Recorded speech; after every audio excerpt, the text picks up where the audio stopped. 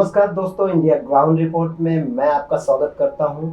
दोस्तों, आज हम आपको मिला रहे हैं भारत के महान जाने माने नेत्र सर्जन, चिकित्सक और एक आदर्श बन चुके डॉक्टर लहाने से, जिन्होंने न केवल समाज को अपना पूरा जीवन दिया बल्कि एक नई मिसाल पैदा कर दी। इन्होंने अब तक 1,62,000 ऑपरेशन किए हैं और इसके साथ इनके साथियों ने 3,50,000 ऑपरेशन किए, 50 लाख लोगों का इलाज कर चुके हैं। ये इनको पद्मश्री से सम्मानित किया गया है। आज हम डॉक्टर लहाने से उनके जीवन, उनके कार्यों, उनकी सफलताओं, उनकी असफलताओं, उनकी कठिनाइयों के बारे में विस्तार से चर्चा करेंगे। तो मित्रों, हम आपके साथ मिलकर डॉक्टर लहाने का स्वागत करते हैं। सर, आपका बहुत बहुत स्वागत है यहाँ पे। नमस्ते। हमारा अहोभाग्य है कि आप हमारे यहाँ आए। सर, हम आप बेसिक शुरू करते हैं कि आखिर कैसे एक आम गांव से निकला हुआ युवक आज एक मिसाल बन चुका है लाखों लोगों के लिए। लाखों लोगों को सीधे आपने एक रोशनी दी जीवन की। ऐसे में कहाँ से आप शुरू किया था, किस तरह का गांव था और क्या आज कैसे फील कर पाते हैं उस समय जब आप गांव से निकले थे और अब? मैं जब भी गांव से निकला था, मेरा गांव जो है ये लातूर जिले में रेनापुर तालुका में है। छोटा सा गांव है, उसका नाम है माके गांव। और वहाँ जब भी स्कूल निकला तो स्कूल में कुछ बच्चे लगते हैं, तो मैं उस वक़्त 6 साल का होगा। तो मेरे माँ बाप जो है दोनों पढ़े लिखे नहीं हैं। तो वो स्कूल के टीचर ने बोला कि आपका बच्चा 6 साल का है तो उसको स्कूल में डाल दो। और उन्होंने वो स्कूल में मुझे डाला। और मैं स्कूल में जब भी जाता था वहाँ तो खेत का काम करता था सुबह। खेत में जाके सभी वो अपना जो कैटल्स और ये है उनके साथ रहता था, खेत का काम करता था और उसके बाद स्कूल में जाता था। उस वक़्त चौथी का बोर्ड का परीक्षा था और मैंने चौथी बोर्ड का एग्ज़ाम दिया, क्योंकि मैं खेत में ही पूरा पढ़ाई करता था दिन में। रात में पढ़ाई करने के लिए मेरे पास दिया या कुछ नहीं था, दिया भी नहीं था। खाली सनलाइट जो है, जो दिया है गॉड ने, उसी के ऊपर मैं पढ़ता था। तो उसमें मैं मेरिट में आ गया। तो वैसी वक्त गांव में एक स्कूल बना था। तो लोगों ने बोला, टीचर लोग आए, बोले ये मेरिट में आया है तो उसको 5वीं में डाल दो। तो मेरे पिताजी बोले, लेकिन 5वीं में जाएगा तो खेत में कौन काम करेगा? खेत में उसको काम करना है। तो उन्होंने बोला ठीक है, वो खेत में काम करने दो, जब भी वक्त मिलेगा उसको भेजो। तो लोगों को कैसा है कि 10 जून को जाते थे, लेकिन मैं 10 जून को स्कूल कभी नहीं गया हूँ। 10 जुलाई को मैं खेत में काम करता था, 10 जून में। और कुछ 15 अगस्त तक मैं स्कूल में जाता था। ऐसा मेरा चल रहा था ऐसा। और गांव में स्कूल होने की वजह से मेरा 10वीं तक का पढ़ाई हो गया। अगर गांव में स्कूल नहीं होता नहीं। और मैं पढ़ाई कैसा करता था, सुबह मैं कैटल को पूरा फीड देता था सुबह, उसी वक्त पढ़ाई करता था और फिर 10 बजे स्कूल में आता था। शाम में और जाके कैटल को फीड करता था। और सैटरडे संडे के दिन, जिस दिन दोपहर में छुट्टी था रहता था और दिन भर का छुट्टी रहता था, तो खेत में हल जोतता था। पूरा हल जोतने का काम, दिन रात मेहनत करता था, जो भी खेत में काम है वो करता था। तो ऐसा करते करते गांव में स्कूल होने की वजह से 10वीं कक्षा तक मैं पढ़ाई कर पाया। और इस वक्त कोई डॉक्टर बनने का या कोई बनने का कोई चीज़ नहीं था। आज भी मेरे गांव में जाने के लिए रास्ता नहीं है। इतना इंटीरियर 14 किलोमीटर के पास, उसके बाद बड़ा रास्ता है। आज भी मेरे गांव में जाने के लिए तकलीफ है। तो ऐसे गांव में मैं पढ़ा हूँ, तो इसलिए मुझे ये मालूम नहीं था कि आगे जाके डॉक्टर बनना है। लेकिन उसी वक्त हमारे गांव के नज़दीक के एक सिरहारी बोल के वो MBBS को लगे। तो उनका गांव में सत्कार वित्कार हो गया, हमारे स्कूल के थे। तो मुझे लगा कि डॉक्टर हुआ तो लोग सत्कार करते हैं, तो मुझे लगा चलो डॉक्टर बनते हैं, है ना, सब मुझे लगा। और 10वीं तक पढ़ रहा था। 10वीं कक्षा में जब था तो मुझे टाइफाइड हुआ, बहुत बीमार हो गया। 3 महीना घर में था। तो मेरी बहुत सारी पढ़ाई लिखाई नहीं हुई थी। तो बाद में मेरे टीचर्स आ गए और वो टीचर्स बोले कि इनको एग्ज़ाम देने दो। तो मैं एग्ज़ाम देने के लिए, उसी वक्त भी 10वीं में सेंटर था किनगांव, वहाँ गया। तो उसमें जो हायर मैथ में जो ये आए थे क्वेश्चंस, तो वो मुझे पढ़ाए नहीं थे। तो मेरे टीचर ने लिखा और मुझे कॉपी करके दिया, बोले तुम ये लिखो। मेरे जेब में था वो। मैं बोला नहीं लिखना चाहिए, क्योंकि ये मेरा नॉलेज नहीं है। और मैं 10वीं कक्षा में वो लिखा नहीं, मैं जेब में था। टीचर ने बोला था, जो मेरे पास काम कर रहे इन्विजिलेटर पे थे, लेकिन मैं लिखा नहीं जी। लेकिन अच्छे मार्क्स से मैं पास हो गया। उस वक्त भी मैं 10th आया था मराठवाड़ा में। तो फिर गांव के और टीचर्स मेरे पिताजी को मिलने आए कि बोले अच्छा वो कर मेरिट में है हाँ। तो उसको आगे का पढ़ाई करने दो। तो वो पढ़ाई किया तो मेडिकल में जाएगा जी। और ऐसा मेरा 10वीं तक का जो है जी। तो आधा खेत हाँ। आधा स्कूल, क्या बात है सर। ऐसा करके मैं 10वीं पास किया। अरुण जी, और एक बात ये है कि ये जो विभाग से बिलोंग करते हैं जी। वो रिमोट एरिया है और काफी बैकवर्ड एरिया है जो जी। मराठवाड़ा जिसे बोलते हैं। जी, जैसे इन्होंने बताया। हाँ, तो उसमें इनको खाने तक की दिक्कत जो है बचपन में जी। आ चुकी थी। जी। उनका एक आधा जो याददाश्त या अनुभव जो आपका नहीं, उस रहा वक्त कैसा है कि देखिए हमारा कैसा था कि 1972 में जी। उस वक्त ड्राफ्ट गिरा जी। तो उस वक्त हमारे पास खाने के लिए नहीं था। जी। तो मैं जो तालाब बना रहे थे जी। उस वक्त काम देते थे वो जाके वहाँ मैं काम करता था। जी। रोजगार तो रोजगार हमी में जी। तो वहाँ सुकड़ी मिलता था, सुकड़ी बोल के था उस वक्त। जी। तो उसका कुछ घर में लाते थे जी। लेकिन कमाने वाला मैं अकेला था, जी। घर में खाने वाले 5-6 लोग थे। जी। तो वो सुकड़ी सबको नहीं आता था। जी। तो दोपहर का खाना मैं नहीं खाता था। एक टाइम खाना नहीं खाया। 3 महीना दोपहर का खाना नहीं खाया मैंने। जी। तो उस वक्त पानी तो गिरा था। तो उस वक्त कोई ऐसी खेत में जो आता है उसको तरवटा बोलते हैं, उसको हिंदी में क्या बोलते हैं मालूम नहीं। जी। उसका सब जो भी लीफ है उसके निकाल के जी। उसका सब्जी बना के उसमें नमक डाल के खाता था मैं। तो उस वक्त ऐसा 3 महीना निकाला। तो मीन्स हमने जो गरीबी क्या होती है जी। तो ये कठिनाई क्या होती है, जी। ये सब चीज़ें देखते हुए इतना हर वक्त देखा कि अगर आज मुझे खाने के लिए नहीं है जी। और कल मैं पढ़ाई नहीं करूँ जी। तो मैं आगे कैसा जा सकता हूँ। जी। इसलिए जितना तकलीफ हो रहा उतना मैं पढ़ाई में ज़्यादा लगन लगाता था। जी। क्या पढ़ाई में मैंने कभी मेरे क्लास में पहला नंबर नहीं छोड़ा है। जी। हर वक्त मैं पहला नंबर से पास होते आया। और इस 3 महीना वक्त खा के बिना। हाँ, और हर वक्त जो लगता था मुझे कि अगर मैं पढ़ाई करूँगा तो ही आगे जाऊँगा। जी। और ऐसा जैसा कि 10वीं कक्षा में बोला है तो उसके बाद मैं परली में गया। जी। क्यों गया? क्योंकि वो कॉलेज में रहने के लिए ये था कि वो हॉस्टल में रखने वाले थे और किताबें देने वाले थे और खाने के लिए मेस था। जी। और मैं तो मेरिट में था। हाँ। 20 लोगों का उन्होंने बैच किया था जी। कि जी MBBS के लिए। उस वक्त MBBS को बहुत इंपॉर्टेंस था। जी। उनको अलग कोचिंग करते थे। जी।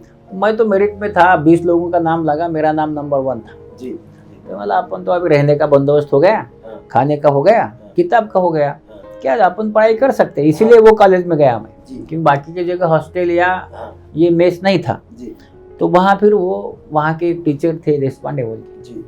मैंने बोले इनका 20 लोगों का इंटरव्यू लेना है। जी। क्या इंटरव्यू लिया? जी। इंटरव्यू ऐसा लिया कि वो किताब दिया पढ़ने को मुझे, जी। जुदा जी का। जी। और हमारे जो टीचर है वो स्टमक है ना, अपन स्टमक बोलते जी। हैं, जी। जी। वो स्टमक को स्टमच बोलते थे। जी। जी। अभी उन्होंने जो पढ़ाया गांव में वही मैं बोलूँगा ना, प्रोनाउंसिएशन थोड़ा ही कहीं से आने वाला जी। है। जी। जी। तो मैं बोला स्टमच पढ़ते वक्त। तो बोले गेट आउट, तुमको पढ़ाया, तुमको प्रोनाउंसिएशन नहीं आता तो तुम डॉक्टर कैसा बनेगा। जी। 20 लोगों से मुझे हटा दिया। जी। हटाने के बाद तो मैं बोला मैं पढ़ाई नहीं कर सकता। मैं अपना बैग लेके घर निकला। जी। उतने में एक काले बोल के टीचर प्रोफेसर मिले। वो बोले क्या हो गया? बोला मेरिट में हूँ लेकिन मेरा वो पढ़ाई का जो प्रोनाउंसिएशन बराबर नहीं आ रहे हैं। नहीं मैं उनसे बात करता हूँ, आप मेरिट में हो, हमको रुकाएंगे। लेकिन वो मानने को तैयार नहीं थे। तो बोले तुम काम करते हो क्या? बोला हाँ करता हूँ। तो बोले अर्न व्हाइल लर्न बोल के स्कीम है, उसमें तुम पेड़ को पानी डालो, आपको 30 रुपये महीना में दूंगा। तो फिर मैं 30 रुपये तो बहुत होता था। हाँ वारे, उसमें से 10 तो गाँव भेजता था। और मैं फिर वो पेड़ को पानी डालने का काम करता था। 7 महीने स्कूल अपना कॉलेज रहता था ना, उस वक्त PUC और फर्स्ट ईयर था, 11th-12th में, दैट वाज लास्ट बैच। और मैं अपना पानी डालने का और जाके क्या बात है, काम करता था। और उस वक्त भी मैं मेरिट में आया और मेरा मेडिकल का नंबर लगा। लेकिन कैसा है कि इसमें एक चीज़ देखा कि हार्ड वर्क करने से आदमी का कोई नुकसान नहीं होता है। हार्ड वर्क करने से आदमी ये सोचता है कि इधर हार्ड वर्क मुझे करना पड़ रहा है, इसलिए वो पढ़ाई ज़्यादा करता है जी। और वो सक्सेसफुल रहता है। बिल्कुल, हार्ड वर्क ऑलवेज हेल्प्स। जी जी जी। सर ये तो हुई आपकी मेडिकल की पढ़ाई। आपके निजी जीवन कैसे शुरू हुआ? कैसे आपकी पत्नी से मुलाकात हुई? कैसे आपकी देखिए निजी जीवन में कैसा है कि आपको पता है कि जब भी कोई आदमी गरीब होता है जी तो वो गरीब ही होता है जी। तो जब मैं पढ़ रहा था PUC फर्स्ट ईयर में जी तो उस वक्त मैं वो काम कर रहा था अर्न वाइलर, तो वहाँ मैं एक कंडक्टर के घर में रहता था। उनके बच्चे 10वीं में थे, तो मैंने उनको बोला कि भाई मेरी पढ़ाई करो और ये लड़की के साथ मैं शादी करता हूँ। अच्छा, ऐसा? हाँ। तो बोले ठीक है, हमारे वो ग्रैंडफादर तुम्हारे गांव आएंगे, का नाम पाटिल था, तो वो हमारे गांव आए। तो गांव में आपको पता है गांव के लोग कितने ये होते हैं अपने लोगों को। तो वो आया, बोले वो हम पिताजी का नाम लेके पूछा वो पुंडलिक कहाँ रहते हैं। बोले क्यों आए हो, उनके लड़के को मेरी लड़के देना है। तो बोले मत दो कि उसके पास खाने को नहीं है। गांव के लोग ना, हाँ, गांव के लोग ऐसे ही अपने अच्छा, हाँ अपने लिए वो अच्छा है बोलते हैं कि जिसके पास कुछ नहीं क्यों दे रहे हो। और वो आदमी घोड़े पे बैठ के आया था, मेरे घर आया ही नहीं, वहां से वापस चले गए। जी जी जी। तो कैसा है कि निजी जीवन में शादी का जो है, MBBS को मैं लगने के बाद मुझे आमदार रघुनाथराव मुंडे थे उस वक्त, गोपीनाथराव मुंडे के पहले, वो मिलने आए मुझे और वो मुझे बोले कि आप मेरी लड़की है, आप उसके साथ शादी करो।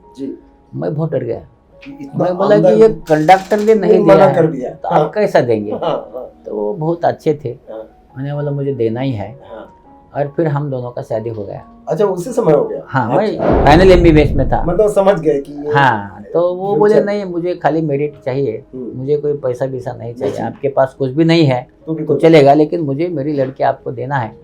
वो अकेली लड़की, उनको लड़का भी नहीं था, और वो उन्होंने दिया और मेरी शादी हो गई। बट मेरे लक में नहीं थे वो। 6 महीने के बाद 3 दिसंबर 80 में उनका यहीं बॉम्बे में एक्सीडेंट हो गया। हाँ, और वो रहे नहीं, वो एक्सपायर हो गए। तो उसी दिन मेरा आँख का पेपर था, तो मैं दिया पेपर, लेकिन फेल हो गया। आँख के सब्जेक्ट में मैं फेल हुआ था। और 6 महीने के बाद पास होके फिर मैं आँखों का डॉक्टर बना। ऐसा कुछ नहीं होता कि फेल हुआ पास हुआ तो आदमी आगे नहीं जा सकता। ऐसा हर वक्त ऐसा होता है कि तुम्हारी लगन कितनी है, तुमको क्या करना है। और इसलिए कैसा है कि अपन जो चाहते हैं वो अपने को करने नहीं मिला, जो मिल रहा है उसको लगन से किया तो वहाँ भी तुम सक्सेसफुल हो सकते हो। मुझे बच्चों का डॉक्टर बनना था या हड्डी का डॉक्टर बनना था, ये दोनों नहीं बना, आंखों का बना, लेकिन लगन से किया मैंने। अभी मैं लगन से 36 ईयर से आंखों का काम करता हूँ। और इसके लिए मुझे ऐसा लगता है कि मैं लोगों को जो भी उनको चाहिए, विजन चाहिए, उनको जो भी आंखों का कोई प्रॉब्लम है, मैं सॉल्व करने की पूरी कोशिश करता हूँ, एंड मैं उसमें खुश हूँ। सर, जैसे आपका जीवन बहुत कठिन है, बहुत ज़्यादा व्यस्तता रहती है, ऐसे में आप अपने फैमिली को कैसे टाइम दे पाते हैं और वो लोग कैसे? उसमें 2 चीज़ें हैं। देखिए कि मेरे 2 जन्म हो गए हैं। मेरे किडनी जो है वो खराब हुई थी 93 में, और मेरे माँ ने मुझे किडनी दिया है। 95 में मेरा ऑपरेशन हुआ, डायलिसिस कर रहे थे, इसीलिए मैं बॉम्बे आया हूँ, नहीं तो मैं इधर नहीं आता था। हाँ, जब मैं सेकंड बर्थ हुआ तो मैं मेरे वाइफ को, बच्चों को बोला देखिए मेरे माँ ने मुझे दूसरा जन्म दिया है और अभी मैं सोशल वर्क करना चाहता हूँ, तो मुझे आप थोड़ा फ्री वक्त दे दो। तो मेरी वाइफ जैसा कि पॉलिटिशियन की बच्ची है, तो उन्होंने बोला हाँ आप करते रहो, लेकिन मैं फैमिली को वक्त देता हूँ। कैसा देता हूँ कि मैं महीने के 3 संडे कैंप को जाता हूँ बाहर छुट्टी के दिन, और 1 संडे मैं उनको देता हूँ। दूसरा कैसा है कि घर में मैंने बाहर जाके खाने की, क्योंकि किडनी खराब है मेरा, दूसरा किडनी माँ का किडनी है, बाहर जाके खाने की, खर्चा करने की ये आदत नहीं लगाई। तो बिल्कुल मैं घर में रहते हैं, घर में कुछ मस्त करते हैं, और मैं हर संडे को घर में किचन में रहता हूँ। मैं अच्छा कुक हूँ, मैं अच्छा कुक हूँ, मैं सब बना सकता हूँ। ऐसा कोई चीज़ नहीं है, ये नहीं है कि मुझे नहीं आता है। वैसे आपको क्या प्रिय है बनाना? मुझे ऐसा बनाने के लिए मुझे कोई प्रिय नहीं है। हाँ। घर में जो मांगेगे मैं बनाता हूँ। अच्छा। घर में सुबह उनको पूछता हूँ हाँ। कि भाई आज संडे आपको क्या खाना है? तो कोई बोलता है हम पाव भाजी खाना है, कोई बोलता है हमको बैंगन की सब्जी खाना है, कोई बोलता है हमको बटाटे की सब्जी खाना है जी। तो मैं सब्जी बनाता हूँ, और रोटी तो बनाई रहती है घर में, तो ये करके मैं सबको देता हूँ। हाँ। तो बेसिक कैसा है कि मैं जितना वक्त मुझे मिलता है उतना वक्त घर के साथ रहता हूँ। सर, ऐसा तो है नहीं कि जब 2 लोग एक साथ रहते हैं, इसमें बहुत सारे युवा पीढ़ियों को समझने को मिलेगा कि एक पति पत्नी साथ में होते हैं तो 2 अलग अलग विचार होते हैं, तो ऐसे में कई बार दोनों में टकराव होता है। तो आपका जब डॉक्टर लहाने का अपनी पत्नी से टकराव होता है तो आप कैसे मनाते हैं या क्या करते हैं? कैसा है, देखिए मेरा ये 27 साल में जब से मैंने सेकंड इनिंग शुरू किया मेरे लाइफ का, मेरे वाइफ के साथ मेरा कभी टकराव नहीं हुआ। जी, एक। जी, दूसरा, मैं हर वक्त लेट जाता हूँ घर में, जी, क्योंकि मैं ऑपरेशन करता हूँ जी, तो 10:30 11 मुझे घर जाने बचते, बीच में दिन था, डायरेक्टर था, जी, तो सब काम करके घर जाता था। तो आज तक मैं जब भी गया तो उसने जब भी दाल निकाला है तो हंस के ही बोलते हैं कि हाँ आ जाओ। और मुझे गर्म खाना लगता है क्योंकि किडनी ट्रांसप्लांट है, तो गर्म खाना बना के देती है। जी। आज तक उसने मुझे कभी एक बार उल्टा सीधा कभी नहीं बोला है। अरे वाह। हम दोनों का कभी ये चीज़ में कभी फ्रिक्शन नहीं हुआ है। जी, और मुझे लगता है कि मेरा वो नसीब है। मेरे 2 लड़कियां हैं, एक लड़का है। जी, एक लड़की मेरी आँख की डॉक्टर है, दूसरा लड़का आँख का डॉक्टर है, दूसरी लड़की मेरी वकील है। जी, इन तीनों के साथ भी, या उनके हस्बैंड है, जी, इनके साथ भी मेरा कभी फ्रिक्शन नहीं हुआ है। जी, और ये इसलिए नहीं हुआ है कि मेरा एक ऐसा नेचर है, उनको जो करना है उसके लिए मैं स्पेस देता हूँ। जी, कभी मैंने उनको बोला नहीं कि आप आइए, ऐसा क्यों कर रहे हो, ऐसा ये क्यों कर रहे हो। जी, और लाइफ में क्या है कि घर में फैमिली जो साथ में खाना खाती है वो साथ में रहती है। जी, हम सब मिलके साथ में खाना खाते हैं शाम में। जी, संडे में हम सुबह से शाम तक खाना खाते हैं। घर में बैठा तो घर में हम उनके साथ पत्ते भी खेलते हैं कि सब घर में इकट्ठा होते हैं। जी, तो it means I enjoy life with them. जी। तो इसलिए कभी हमारे घर में कभी फ्रिक्शन नहीं हुआ। अगर आपको ऐसा क्या होता है कि आपको गुस्सा किन बातों पर आपको गुस्सा आता है? मुझे एक बात पे गुस्सा आता है, एक तो जब भी कोई अंधा होता है, जी, माँ या बाप, जी, तो उनको बच्चे जल्दी नहीं लेके आते। जी, मुझे बहुत गुस्सा आता है जी। कि ये इनको 1 साल पहले मेरे पास लाते थे, तो मैं एकदम ठीक मैं ठीक करता था। दूसरा गुस्सा आता है जो पैसा लेके गलत काम करता है। जी, अगर वो पैसा लेता है, बहुत सारे, मैं बड़े बड़े पोस्ट पे रहा, मेरे नाम पे भी लेते थे। जी, जी, तो ये जो करते हैं ना, जी, उनका मुझे बहुत गुस्सा आता है। मुझे हर वक्त लगता है जी, कि लाइफ सच्चाई से चलना चाहिए, जी। ऐसा गलत करके काम नहीं करना चाहिए। ऐसी क्या चीज है जो आपको बहुत खुशी देती है? देखिए, इसमें बहुत खुशी मुझे मिलता है कि आँख से अंधा पेशेंट आ गया और जी। उसको सुबह दिखा, जी, उससे ज़्यादा खुशी मुझे किसी चीज़ में नहीं मिलती है। जी, क्योंकि वो आता है मेरे पास ब्लाइंड होके, उसका मैं ऑपरेशन करता हूँ, जी, और सुबह जो उनका जो फेस है, वो स्माइल जो है उनका, जी, वो स्माइल मेरा इंस्पिरेशन है। वो रोज़ क्या- सुबह जो है, रोज़ मुझे हर वक्त बोला जाता है कि भाई 365 डेज़ में मैं ज़्यादा से ज़्यादा एक दिवाली में 3-4 दिन और बाकी 3-4 दिन 7 दिन छुट्टी लेता हूँ। बाकी के दिन मैं अल्टरनेट डे सर्जरी करता हूँ। जी, दूसरे दिन सुबह सब पेशेंट को देखता हूँ, तो बूढ़े होते हैं, सब ऑपरेशन करता हूँ। जी, तो सुबह जब देखता हूँ तो वो खुशी होती है, हाँ, इतनी खुशी होती है कि वो आके मेरे गाल पे हाथ लगाते हैं, हम पसरा के नहीं काम करते हैं, जी, उसके गाल पे हाथ लगाते हैं। उनका जो स्माइल है, जी, ये स्माइल मुझे इतना सुबह शक्ति देता है जी, कि मेरा अगर खुशी होने का एक ही चीज़ है मेरे लाइफ में, एक ही जगह मैं खुश होता हूँ, जी, वो मेरे पेशेंट को विजन आना चाहिए। जी। और मैं दुख कब होता हूँ जी, कि अगर पेशेंट को नहीं दिखा, तो खाली दुख नहीं, मैं तो रोता नहीं हूँ, लेकिन रागिनी रोती है कि इसको विजन नहीं आया। जी, तो हमारा कैसा है कि हम पेशेंट में इन्वॉल्व हो गए हैं। जी, सुख पेशेंट में है, दुख पेशेंट में है, जी, उसी में हमारा पूरा लाइफ जा रहा है। जी, वो एक क्या किस्सा आपकी जिंदगी का है जो आपका एक गांव में अपॉइंटमेंट हुआ था और वो गांव में डर था कि आँख का अगर ऑपरेशन होता है तो आदमी मरता है? हाँ, वो वैसा गांव है, एक नंदागोल बोल के गांव है। जी, और मैं जब अम्बेजोगाई में डॉक्टर बोल के गया, जी, तो वहाँ लोग आज मेरे पास आँख के डॉक्टर बोल के नहीं आते थे। जी, मेरे फादर इन लॉ आमदार थे, तो उनके नाम से किसी को मार लगा, डिलीवरी करना है, बुखार आ गया, ऐसे पेशेंट आते थे। जी, और बाद में आना शुरू हो गए, लेकिन मैं समझा कि भाई ये नहीं आ रहे, तो मैं रूरल एरिया में जाके कैम्प करता था। तो 10 ही पेशेंट आ गए। बोले इधर तो बहुत सारे पेशेंट हैं, आए क्यों नहीं? तो वहाँ बिराजदार बोल के डॉक्टर थे, वो बोले इधर नंदागोल बोल के गाँव है, वो गाँव में एक ऑपरेशन किया था। ऑपरेशन करने के बाद उनका सर दर्द हो लगा, तो वो मर गए। तो गांव में सबको लगता है कि आँख का ऑपरेशन किया तो मरता है। जी, जी, तो मतलब ठीक है, वो गांव में जाते हैं। जी, वो एरिया के मेरे फादर इन लॉ MLA थे। जी, मैं गया वो गांव में, मैं क्या मैं उनका दामाद हूँ। गए तो वो सरपंच को जाके मिले हम। तो जैसे सरपंच को मिले कि आँख के डॉक्टर है, उन गांव के 4-5 लोग आ गए, उन्हें पत्थर ही मारना शुरू कर दिया। अच्छा, पत्थर मारना शुरू किया? इतना पत्थर मारा कि हम दोनों वहाँ, हमारा गाड़ी पुराना जीप था, वहाँ छोड़े और 3 भागे। लोग थे हम। वहाँ से हम 14 किलोमीटर भाग के आ गए, 14 किलोमीटर भागे हम, हाँ, और इधर घाटनांदुर आ गए। लेकिन मैंने बोला कि इन लोगों के अगर 30 लोग एक गांव में अंधे हैं, तो इनको ऐसा अंधा क्यों रखना है? हाँ, उनको ठीक करना। हाँ, तो मैं 2-3 महीने के बाद हमारे गांव में की एक लड़की अभी यहाँ ऑपरेशन को आई है, चंद्रभागा, मेरे गांव की है। उसके मैं घर गया तो बोला अक्का मैं आया हूँ। तो क्यों आया? मतलब तेरे को मिलने आया हूँ, कभी मिला नहीं कुछ नहीं, लेकिन मेरा कोई ये अलग था, मेरा जो एम था वो अलग था। तो उसका फादर इन लॉ बीमार था, जिनको दिखता नहीं था। तो बोले माँ के गाँव के है क्या? बोला हाँ। आप तो आँखों के डॉक्टर हैं? बोला हाँ। बोले मुझे दिखता नहीं, कुत्ते मेरे साथ खाते हैं, टॉयलेट बाथरूम आता है तो लेके नहीं जाते हैं, बोलते ठहरो। कैसा ठहर सकता हूँ, वो ज़्यादा मरे वाला। अच्छा, बोला चलो मैं ऑपरेशन करता हूँ। हाँ, बोले मुझे मालूम है ऑपरेशन के बाद मरता है। तो चलो, बोला ठीक है। तो फिर गांव में उसके सब रिश्तेदार थे, सबको बुलाया और बोले मैं जा रहा हूँ, खाली मैंने डॉक्टर को बोला है कि मैं मरने वाला हूँ, उसके बाद मुझे यहाँ लाके छोड़े। बोला ठीक है। तो इसका मतलब क्या वो कि मैं आदमी ऐसा हूँ कि वो एम रहता है ना इसमें पुराण में, तो उसको मारने वाला आदमी हूँ। तो उनको मैं आम्बे जुगाई लेके आया और उनका ऑपरेशन किया और उनको चश्मा दिया और कहा भेजा। जैसे कि दूसरे दिन अपना सुबह लोटा लेके बाहर गए तो सब लोगों ने देखा, अरे ये तो दिख रहा है बोले इनको।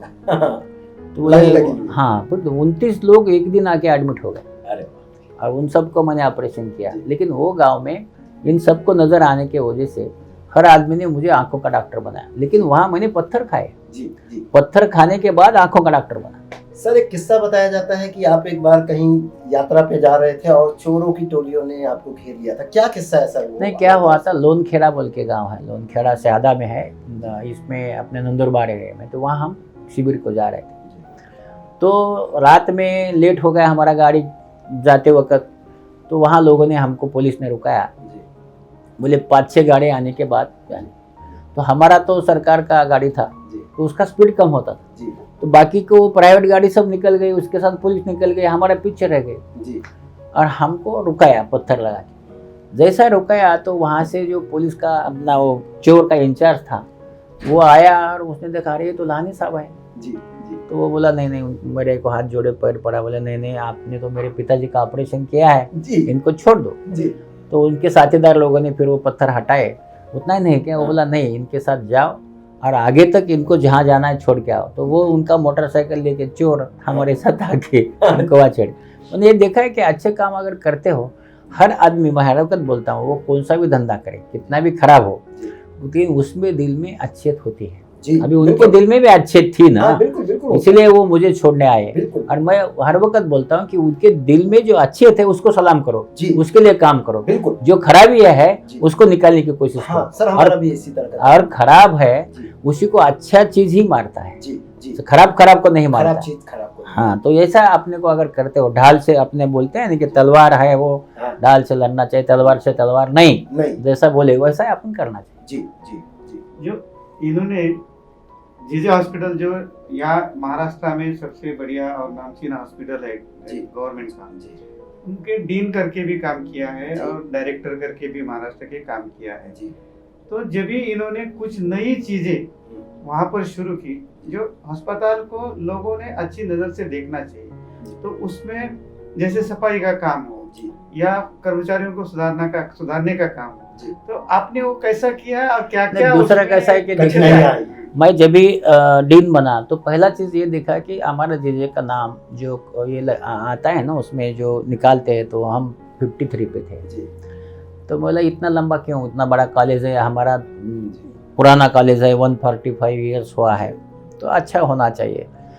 तो मैंने पहला चीज़ किया है कि साफ सफाई अच्छा होना चाहिए। और मैंने ये जो मेरे साथ काम करते सफाईगार, उनसे दोस्ती किया।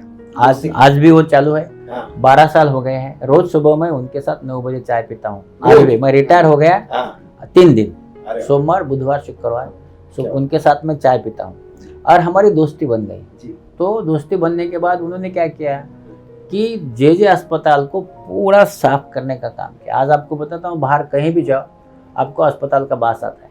जे अस्पताल पहला अस्पताल है कि जहाँ वहाँ अस्पताल का बास नहीं आता। वो दोस्ती के कारण, हाँ, फ्रेंडशिप। अगर आपने उनको हुक्म दिया होता तो नहीं करते थे।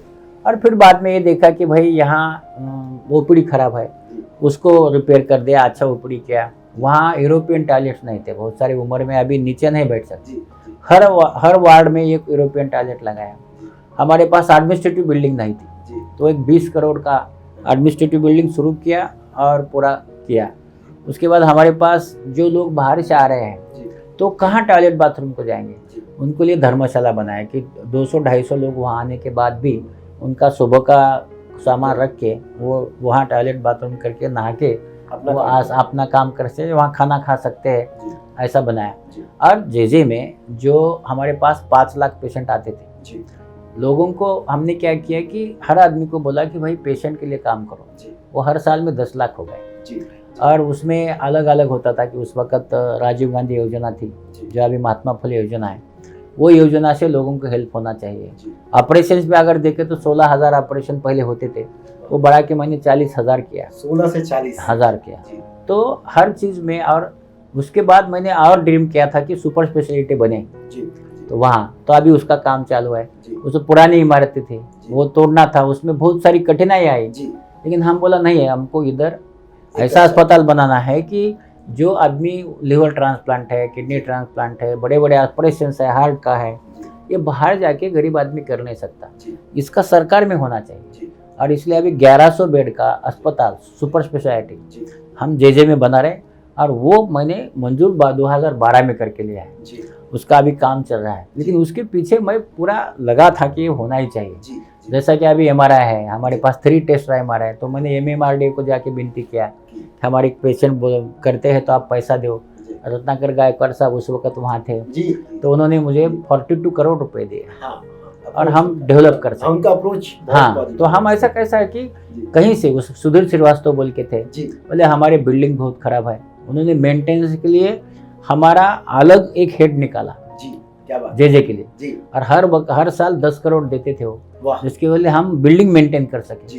हमने एक काम किया कि खाली क्लीनलीनेस नहीं किया, तो हमने पहला 10 जून 2010 को क्लीनलीनेस ड्राइव लिया, जिसके लिए गवर्नर साहब आए थे, जिसके लिए CM साहब आए थे, और ऐ करके हमने पूरा जेजे क्लीन किया। 28 हाथ में झाड़ू लेके हर सैटरडे ये खुद उतर के झाड़ू दो सैटरडे। सर, आपके बारे में एक किस्सा ऐसा है जो हमने सुना है कि वहाँ पर काफी कर्मचारी काम करते हैं जेजे अस्पताल में, और उनको कुछ बुरी आदतें भी थी, वो भी आपने छुड़वाई है और उनको घरों को बचाने की कोशिश किया है, तो वो अनुभव क्या है? कहते हैं सर कि आंदोलन हुआ था आपके खिलाफ। उसमें लोगों के ATM रख लिए थे, ऐसा कुछ सुनने में। उसमें क्या था, देखिए जो हमारे वहाँ जो बच्चे थे, तो वहाँ उनका एक आदत था कि वो जाके दारू पीते थे, और दारू पीते थे तो उनका जो ATM था वो साहूकार के पास रहता था। साहूकार के पास। और कितने लोग होंगे सर? ये समझो कि 300 लोग होंगे, 1100 कर्मचारी। हाँ, 11 में से 300 लोग, तो वो उनके पास रहता था। तो क्या होता था कि साहूकार जो है तो उनको थोड़ा पैसा देता था, बाकी उसके पास रख लेता था, और वो हर वक्त उनके पास पैसा नहीं रहता था। तो उनके औरतें मुझे मिलने आई कि हमको हमारे दारू पीते हैं, तो ऐसा ऐसा हमारे पास पैसा नहीं है। तो मैंने ऐसा सोचा कि उस वक्त ये नहीं था कि अपन कैश देते थे इनको, तो मैं बोला ठीक है ये काम करते हैं। तो मैंने इनके वाइफ को पैसा देना शुरू कर दिया। मैं बोला कि पगार इनको देंगे, साइन इनका लेंगे, और पगार देने के बाद उनको बोलता था कि भाई भाभी आप घर जाओ, जितना हो सकता है सामान भरो, क्योंकि शाम में तो लेने वाला है ना, वैसा ही लेता था, और वो सामान भरते थे। तो उसमें फिर आगे क्या हुआ कि एक हर वक्त कभी वो ज़्यादा पीने से मरते भी थे, तो एक डेथ हुआ, तो वो डेथ को मैं जाता था उधर, क्योंकि किसी का भी डेथ हुआ तो आज भी मैं जाता हूँ, कर्मचारी जो काम करते हैं, तो फ्यूनरल को मैं गया। तो जाने के बाद अभी बोले कि वहाँ जो श्रद्धांजलि अर्पित किया जाता है, तो उसमें आप बात करो। तो हम बात करते करते 8-10 उसके जो दारू पीने वाले लोगों के दोस्त बैठे थे, तो मैं बोला कि भाई अभी इसको मैं बहुत बार बोला था कि दारू मत पी, लेकिन उसने पीना बंद नहीं किया, आपने देखा वो मर गया है। आप सब लोग बैठे हैं, आप लोगों ने बंद करना चाहिए, नहीं तो ये इसके बाद आपका ही किसी का नंबर लग सकता है। और मुझे लगता है इस वक्त जो आगे बैठा था इसका एक नाम लेके बोला कि इसका नंबर लग सकता है, क्योंकि इसका बढ़ गया है। तो क्या हुआ कि उसको ज़्यादा ही था, तो उसमें बाद में सिरासिस हुआ, और 7-8 दिन के अंदर वो मर गया। तो फिर अभी उसके भी फ्यूनरल को मैं चला गया। तो जाने के बाद ये सब जो भी पीते थे सब मेरे पास आए, सब हमारा नाम ले लो, बोले हमारा नाम अगर लेते हो तो मरता ही है आदमी। आपने बोला ऐसा नहीं है, दैट वाज एक्सीडेंट, ऐसा नहीं होता है। नहीं बोले साहब आप श्रद्धांजलि में हमारा नाम नहीं ले, हम सब दारू छोड़ते हैं। और उसमें से आपको बताता हूँ 200 लोगों ने दारू छोड़ दी अरे वाह, कि हम दारू नहीं पिएंगे। तो कभी कभी क्या होता है कि जो बहुत ज़्यादा पीते थे उनको छोड़ना डिफिकल्ट था, उनको अलग अलग हमने कोशिश किया, उनके क्लासेस लिए, उनको समझाया, ये सब करके बहुत सारे लोगों का हमने दारू छोड़ने का कोशिश किया। और पहला काम क्या है कि जो साहूकार के पास कार्ड है ये इनके पास आना चाहिए। मैक्सिमम लोगों का कार्ड साहूकार का निकाल के। कैसे निकाले सर? तो इसमें ऐसा कि उसके पास जितना पैसा बोल रहा था साहूकार, तो कुछ भी बोलता था ना, इतना है ये है, तो मैं बोलता था नहीं, ये उनका ब्याज ज्यादा लगाता था। तो मैं उनको बोला देखो आप ऐसा करते हैं तो मैं आपको पुलिस में बोलूंगा कि आपने इनका कार्ड लिया है, तो पहला तुम्हारा बराबर हिसाब करो, उतना हिसाब वो देगा, उसका कार्ड वापस करो। ऐसा करके पर्सनल इंटरेस्ट लेके बहुत सारे लोगों के कार्ड मैंने वापस किया।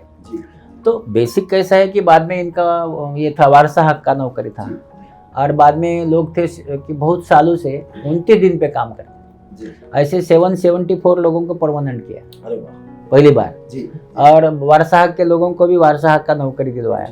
बेसिक कैसा उनको परमानेंट किया। तो ये जो काम मैं करता रहा तो उसके वजह से जे में लोग बहुत काम अच्छा करते थे, और मुझे भी एक अच्छा लगता है कि भाई जो आदमी सालों साल काम कर रहा है तो उनको परमानेंट सर्विस नहीं है वो मिला। सर आपको ये इतना सारा काम लोग समझ नहीं पाएंगे, लोगों के दिमाग में इतने स्थान नहीं होगा जितना आपने काम किया। तो इस सब की प्रेरणा कहाँ से लाते हैं, कैसे? इसमें एक प्रेरणा ऐसा है, देखिए कि जब मैं ये सब काम करता था, मेरा प्रेरणा मेरी माँ है जिसने मुझे दूसरा जन्म दिया, और दूसरी प्रेरणा है मेरे पेशेंट। मैं क्या सोचता था कि यहाँ जो पेशेंट आ रहे हैं ये पेशेंट को ट्रीटमेंट बराबर मिलना चाहिए जे में, और इसलिए जे में आया वाला पेशेंट जो है उसका ऑपरेशन में क्या, बहुत सारे पेशेंट रहते थे कि जो आ गया तो उसको 8-10 दिन ऑपरेशन नहीं होता था। मैं डॉक्टर को बोलता था ऐसा नहीं करो, उसको अपॉइंटमेंट दे दो, आने के बाद उसका 2-3 दिन में ऑपरेशन होना चाहिए, तो वो वेट 2 दिन 3-3 महीने वेट क्यों करे। तो मैं ये हर चीज़ में कि उनका जो भी है तो इतना महात्मा फुले का काम करना है, तो मैंने लोगों को दिया था कि भाई ये लोग डाटा ऑपरेटर है, ये आपको हेल्प करेंगे, तो लोगों का फ्री कैसा सर्जरी हो जाता है ये करने का मैं कोशिश करता था। और बेसिक मेरा था कि पेशेंट, मैं आपको बोलता था कि जब भी मैं एक गांव गया था तो गांव में मेरा नज़दीक एक मेरा गाड़ी पंक्चर हुआ था, तो वो मैं गांव में चला गया, तो वो आदमी बोला चलो चाय पीते हैं, तो एक जगह चाय पिया, तो एक गांव दूसरा घर तीसरा घर, मैंने 36 चाय पिए थे। क्यों? ये सब पेशेंट मेरे पास आए थे, किसका हार्ट का ऑपरेशन है, किडनी का ऑपरेशन है, आँख का ऑपरेशन है, पेट का ऑपरेशन है, मैं डीन था तब। तो इन सब लोगों को बोला अरे डॉक्टर साहब आ गए, उनको चाय पिलाना है। आखिरी में मैं जब निकला 35 चाय पीने के बाद, तो एक बहुत सारे ऐसी बुढ़ी औरत मेरे सामने आके खड़े हो गए, बोले अरे तात्या तू आ गया है क्या? बोला हाँ, मेरा चाय पी के जा। बोली, बोला चल मैं आता हूँ। तो उसके घर में नहीं, मेरे घर में बैठने के लिए जगह नहीं है, तो लोटा रहते ना, लोटा, वो लोटा में चाय करके वो पकड़ रहे थे, उसमें लेके मेरे पास आई, बोले चाय पी ले।